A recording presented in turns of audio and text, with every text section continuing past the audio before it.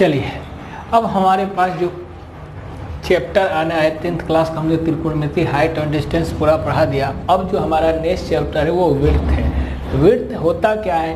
तो विड्थ का मतलब होता है कि किसी एक निश्चित बिंदु से चारों तरफ खींची गई रेखाएं वो क्या कहलाती हैं? विड्थ। तो मान लीजिए विड्थ से एक निश्चित डिस्टेंस से इधर अगर एक चारों तरफ एक रेखा खींचे तो ये क्या बना है? विड्थ बन गया। ये क्या बन गया आपका? विड्थ। और जो ये निश्चित लंबाई से आपने खींचा है ये इसकी क्या बन जाएगी? त्रिज्या। और ओ इसका क्या बन जाएगा? केंद्र बन जाएगा। मतलब कहने का कि अगर कोई एक सर्किल है और इसका केंद्र O है तो O से चारों तरफ की दूरी चाहे इधर चाहे इधर चाहे इधर सभी दूरियां क्या होती है? आपस में बराबर होती है। तो इसको जो कहते हैं त्रिज्या। क्या कहते हैं? ये विड्थ की क्या होगी?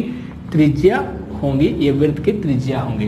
अब विड्थ की त्रिज्या जो हो गया आपका R हो गया, ठीक है, R। और इसी त्रिज्या को आप, ये हमारा केंद्र है बीच वाला पार्ट, और इसी त्रिज्या को यहाँ मिला दिए, ठीक है। तो ये A है बिंदु और ये है B। तो AB जो हो जाएगा उस विड्थ का क्या हो जाएगा?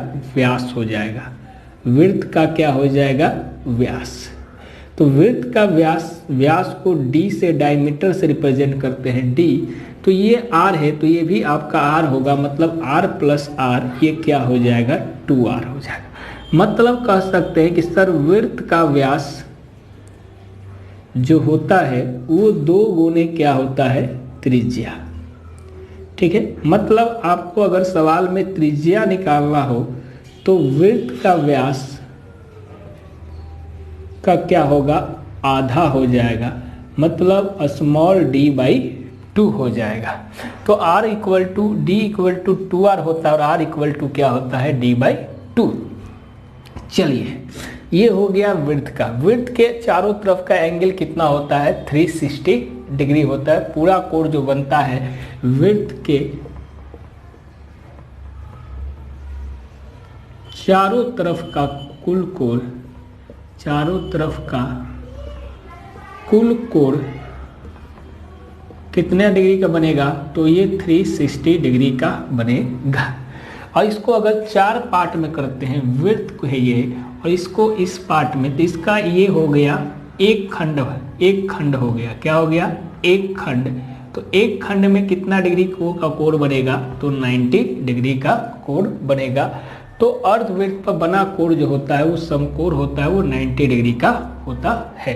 तो अगर कोई अर्ध वृत्त है ये, ठीक है, तो इस वृत्त को अगर ऐसे कर दे तो इसके द्वारा जो कोण बनेगा वो कितना होगा? 180 डिग्री होगा। चलिए अब क्या करते हैं कि जो वृत्त का परिमाप या इसी को आप परिधि भी कह सकते हैं, ठीक है। तो वृत्त का परिमाप या परिधि का मतलब होता है कि आप वृत्त के एक चक्कर लगाएं। क्या होता है? वृत्त के एक चक्कर द्वारा तय की गई दूरी, एक चक्कर द्वारा तय की गई दूरी होता है दूरी। तो ये दूरी होता कितना है? तो 2 पाई r। कितना होता है? 2 पाई r। या इसको ऐसे भी लिख सकते हैं 2 गुने 22 बटा, पाई का मान 22/7 गुने r। तो वृत्त का परिमाप या परिधि का मतलब उसका पूरे एक चक्कर, ठीक है। चलिए तो ये हो गया वृत्त की त्रिज्या और वृत्त का व्यास और ये परिधि। अब हमारे पास अगला कंसेप्ट है कि वृत्त का क्षेत्रफल क्या होगा? वृत्त का क्षेत्रफल। तो जो वृत्त का क्षेत्रफल होता है वो क्या होता है? पाई r स्क्वायर, मतलब 22/7 गुने r स्क्वायर, ठीक है। अगर वही वृत्त आपका अर्धवृत्त हो जाए, क्या हो जाए? अर्धवृत्त। तो अर्धवृत्त का क्षेत्रफल जो हो जाएगा वो क्या होगा? हाफ पाई r स्क्वायर, ठीक है। अगर वही परिधि पूछ ले कि परिधि कितना होगा, तो पाई r प्लस के 2 ऑफ r होता है। ये अर्धवृत्त की परिधि होती है, इसको आपको याद रखना है। ये अर्धवृत्त की क्या होती है? परिधि,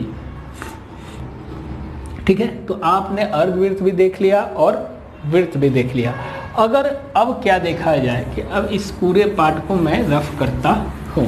अगला जो हमारा कंसेप्ट है क्या, वो देखिए।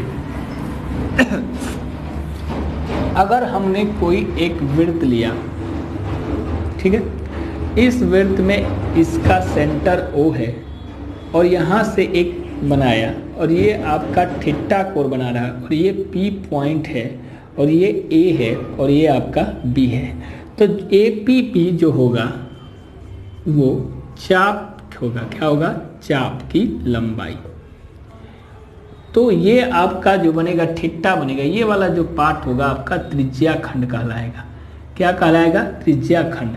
और ये वाला जो पार्ट होगा ये आपका लघु खंड कहलाएगा। तो जो बड़ा वाला पार्ट होता है उसको लघु या दीर्घ, इसको क्या कहेंगे, त्रिज्या खंड।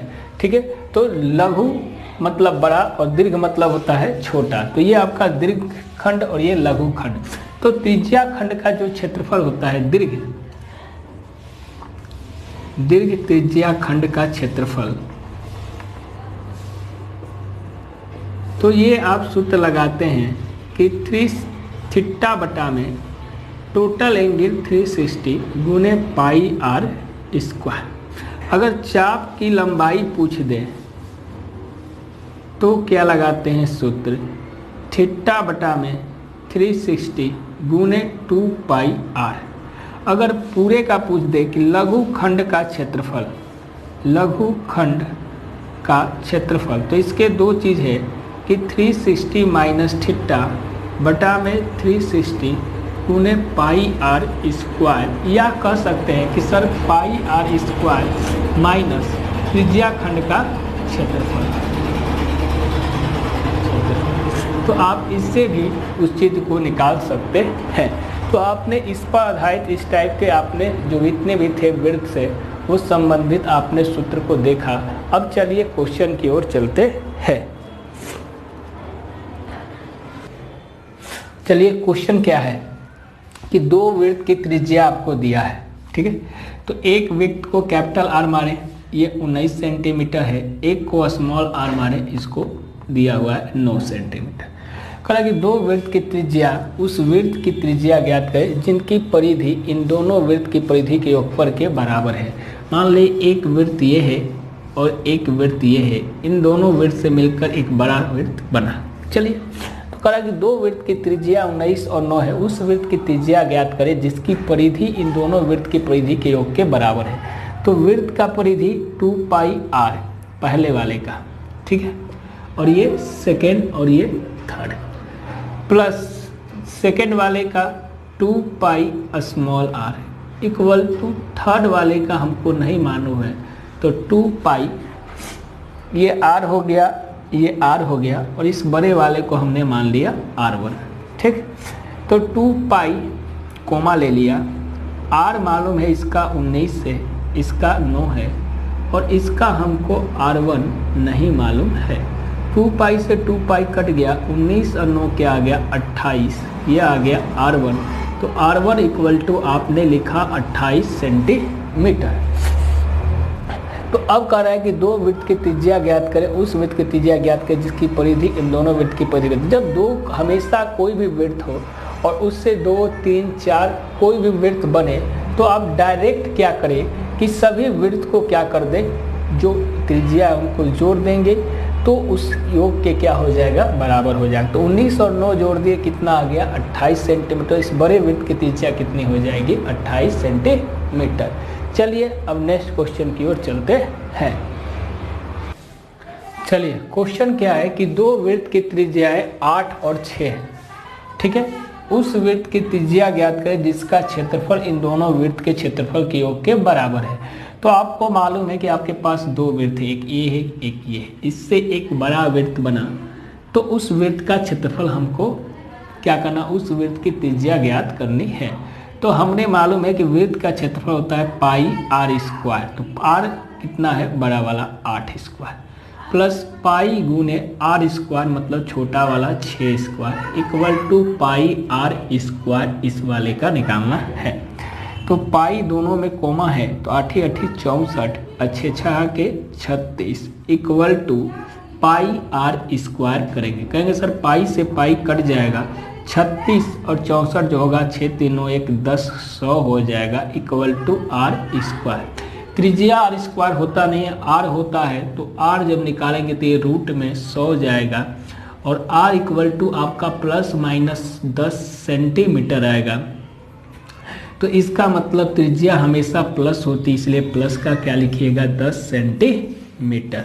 तो त्रिज्या कभी भी निगेटिव नहीं होती, इसलिए माइनस के 10 नहीं लेंगे, प्लस के 10 लिया जाएगा। तो जब भी इस टाइप के क्वेश्चन है तो इसका क्षेत्रफल इसके क्षेत्रफल के बराबर था, डायरेक्ट सूत्र लगाइएगा, आपका सवाल चंद सेकेंडों में बन जाएगा।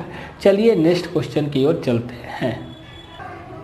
चलिए अब क्वेश्चन क्या है हमारे पास कि एक तीरंदाजी है, तीरंदाजी देखते हैं उसमें लोग निशाना लगाते हैं, ठीक है। तो उसमें 5 गो क्षेत्र बनाया गया, पांचों को 5 कलर से रंगा गया है। कौन कौन से? गोल्ड से, रेड से, ब्लू से, ब्लैक से और वाइट से। और उसमें जो अंक है उसका व्यास है 21 सेंटीमीटर और प्रत्येक पट्टी की चौड़ाई 10.5 सेंटीमीटर है। तो पांचों का क्षेत्रफल ज्ञात करना है।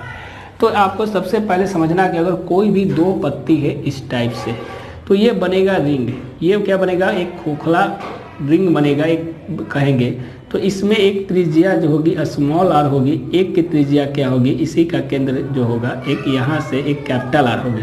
तो जो इसका क्षेत्रफल होगा वलय का या रिंग का, वो क्या होता है पाई, जो बड़ा वाला आर स्क्वायर है उसमें से छोटा वाला आर स्क्वायर को घटाते हैं। इसमें इसी कंसेप्ट का आप यूज करेंगे। चलिए तो इसी कंसेप्ट का यूज करते हैं। तो आपको मालूम है कि जो पहले वाला है गोल्ड, तो गोल्ड का व्यास दिया हुआ है, व्यास आपको दिया हुआ है 21 सेंटीमीटर। तो आप त्रिज्या हमने कहा था इसका आधा होता है 21/2। तो गोल्ड का जो क्षेत्रफल होगा वो आप निकाल सकते हैं पाई आर स्क्वायर 22/7 आर स्क्वायर 21/2 गुने 21/2। तो यहाँ से आप कर लेंगे 7 तिली 21, 11 दूनी के 22। तो कहेंगे सर यहाँ से जो आपका क्षेत्रफल आएगा वो कितना आएगा 33 गुने 21/2। तो 11 33 गुने 21/2। तो अब यहाँ से आप गुना कर लेंगे कि 33 में 21 का गुना कर लेंगे 3 3 6 6, ये 3 ये 9 और ये 693 बटा में 2 कर लेंगे तो 2 तियाँ 6, फिर 2 तियाँ 2 चौके 8, 2 छक्के 12, 2 पचे 10। तो ये आपका आ जाएगा 346.5 सेंटीमीटर स्क्वायर। तो आप केवल गोल्ड का जब निकालेंगे तो इसका व्यास आधा हो जाएगा, 21/2 हो जाएगा, 10.5 जिसको कहेंगे। इसको सॉल्व करेंगे तो पहले का क्षेत्रफल कितना आ जाएगा 346.5 सेंटीमीटर स्क्वायर। चलिए अब मैं दूसरे का निकालता हूँ, इसको रफ करता हूँ। तो जब हम दूसरे का निकालेंगे रेड का, रेड भाग का क्षेत्रफल, रेड भाग का क्षेत्रफल जब आप निकालिएगा तो इसका जब निकालिएगा तो देखिए कि इसकी त्रिज्या तो थी 10.5, इसकी त्रिज्या बढ़ जाएगी कितने से 10.5 से। तो जो गोल्ड का क्षेत्रफल था, गोल्ड वाला जो कैपिटल आर होगा वो कितना होगा 10.5 प्लस 10.5, ये आपका 21 सेंटीमीटर आ जाएगा। क्यों? क्योंकि गोल्ड का जो था त्रिज्या वो था 21/2 हो जाएगा, मतलब 10.5। तो ये कितना हो गया 21/21 सेंटीमीटर। अब इसका जब क्षेत्रफल आप निकालिएगा तो आपको मालूम है कि पाई आर स्क्वायर, तो बड़ा कौन है 21 का स्क्वायर माइनस इसको 21/2 का होल स्क्वायर लिख सकते हैं। तो ये 22/7 हो जाएगा। 21 का स्क्वायर 441 होता है और ये 441/4 हो जाएगा। हाँ 21/4 ये इतना हो जाएगा। इसके बाद आप क्या कीजिएगा, चलिए तो अब यहाँ से आप क्या कर लेंगे, इसको सॉल्व कर लेंगे। तो ये 441 कॉमा अगर लेते हैं कि 22/7 गुने 441 आप कॉमा ले लीजिए, तो ये 1 माइनस के 1/4 बचेगा। तो ये 22/7 गुने 441 गुने ये 3/4 बनेगा। आप इसको क्या कर लेंगे, सॉल्व कर लेंगे, तो यहाँ से इसका क्षेत्रफल निकल जाएगा। चलिए अब नेक्स्ट जो हो निकालना है आपको, इसका निकालना है। तो आपको मेन जो देखिए सवाल में त्रिज्या का खेल है। गोल्ड का त्रिज्या आपको 21/2 सेंटीमीटर, उसी प्रकार जब रेड का त्रिज्या निकालिएगा तो ये 10.5 प्लस 10.5 ये आपका 21 सेंटीमीटर बनेगा।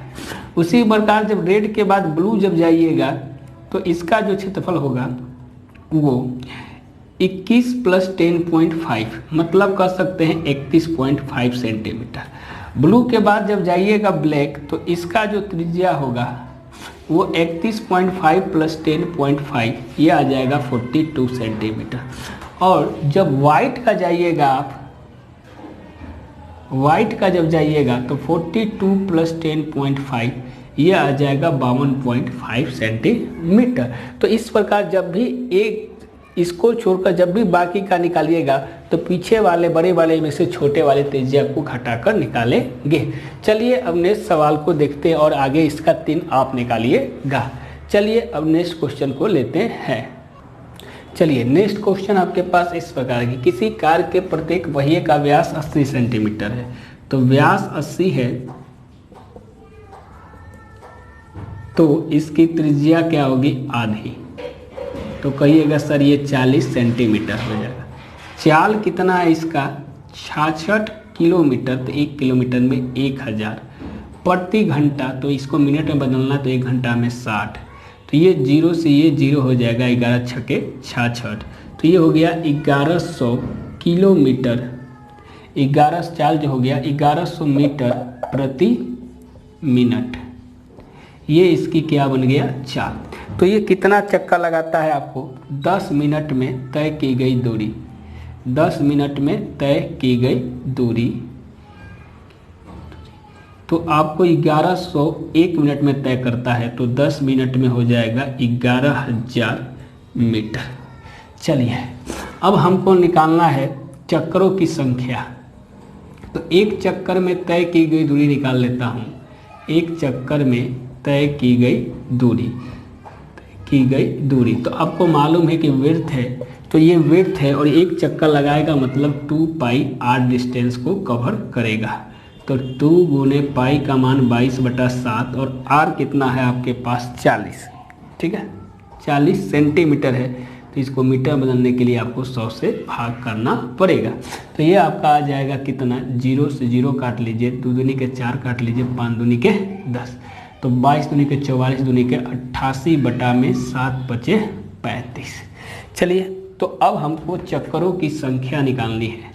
चक्करों की संख्या तो ये हो जाएगा 1100 बटा में 88 बटा में 35 ऊपर चला जाएगा।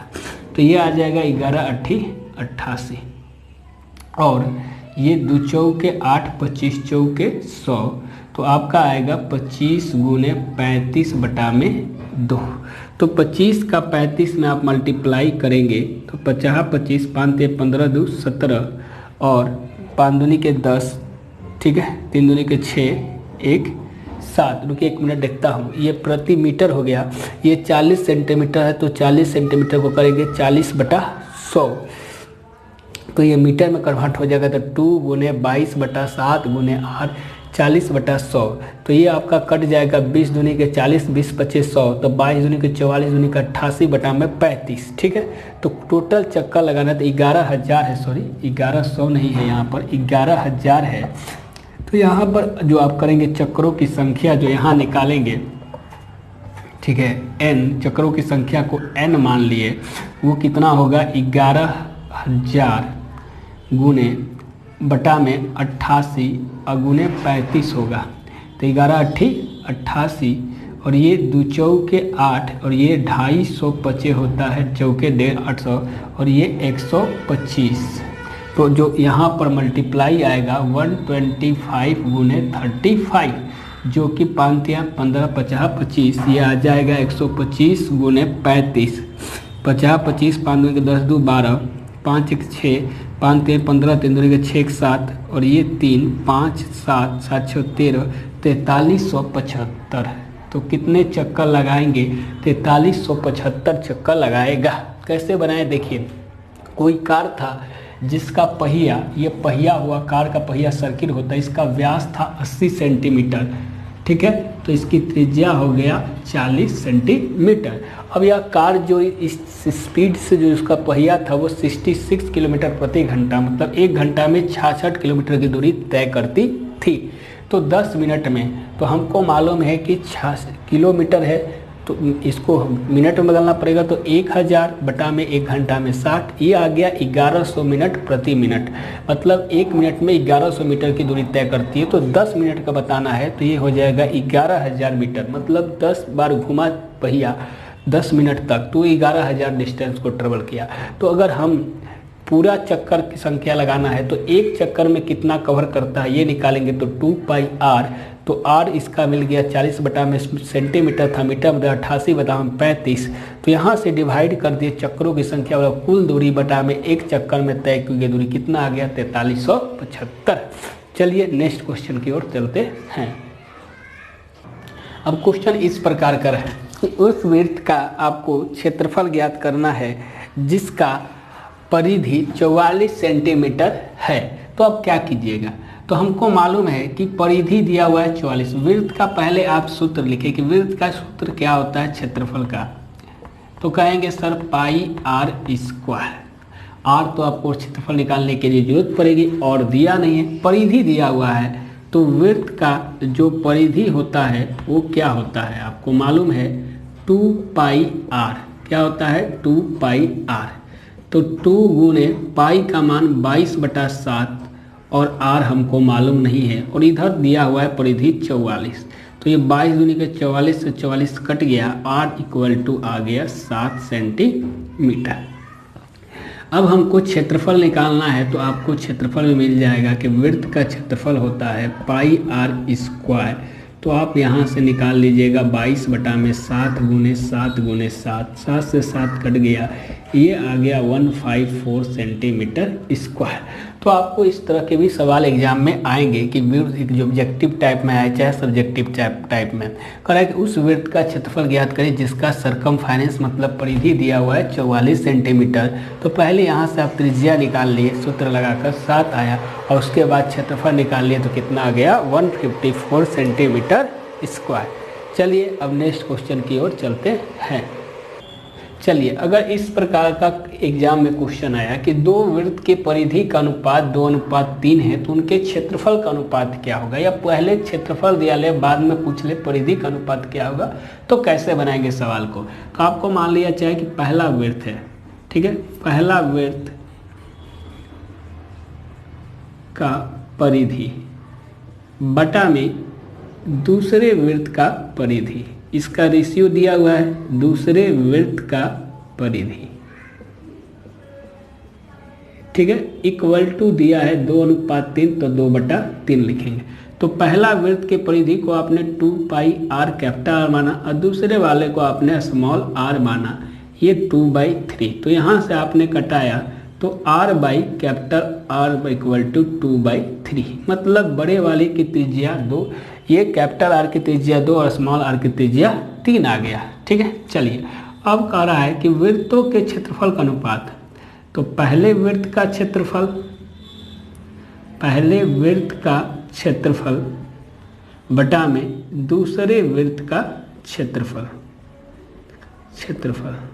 तो इसको हमने स्मॉल r मान लेते हैं ताकि आपको समझने में दिक्कत ना हो, इसको कैपिटल R मान लिए, तो ये आपका स्मॉल r और इंटू कैपिटल R। तो पहले वृत्त की त्रिज्या है 2 और दूसरे वृत्त की त्रिज्या है 3, तो पाई r स्क्वायर होता है तो 2 का स्क्वायर, पाई गुने r स्क्वायर होता है तो 3 का स्क्वायर, ये कट जाएगा, ये 4/9 होगा, तो ये 4 अनुपात कितना आ जाएगा 9। ये आपका एक बनाने का तरीका हुआ। नहीं तो आप क्या करते कि अगर वृत्त का कोई परिधि दिया हुआ है, परिधि दिया हुआ है 2πr और एक दूसरा दिया हुआ है 2πr 2:3 और इससे पूछे क्षेत्रफल, तो आपको केवल स्क्वायर इनका करना है, ठीक है, तो आपको डायरेक्ट मिल जाएगा 4/9। अगर मान के चला जाए कि आपको क्षेत्रफल दिया हुआ है दो वृत्त का 4:9, आपसे पूछे कि परिधि क्या करे, तो बस इसका रूट कर दें और इसका रूट, तो यही चीज़ 2 अनुपात कितना आ जाता है 3। तो सेम चीज़ अगर दिया हुआ है तो स्क्वायर कर देंगे, क्षेत्रफल पूछ रहा है, अगर क्षेत्रफल दिया है तो परिधि निकालना तो इन दोनों का रूट कर देंगे। तो इस टाइप के भी आपको एग्जाम में क्वेश्चन देखने को मिलेंगे। तो आज का हमारा लेक्चर जो है यहीं पर समाप्त होता है। ज़्यादा वीडियो लंबा ना हो, नेक्स्ट लेक्चर और लेंगे और भी इसके कम से कम 3 से 4 लेक्चर लेंगे, जिसमें पूरे विड्थ से संबंधित, क्षेत्रफल से संबंधित क्वेश्चन को कवर करेंगे।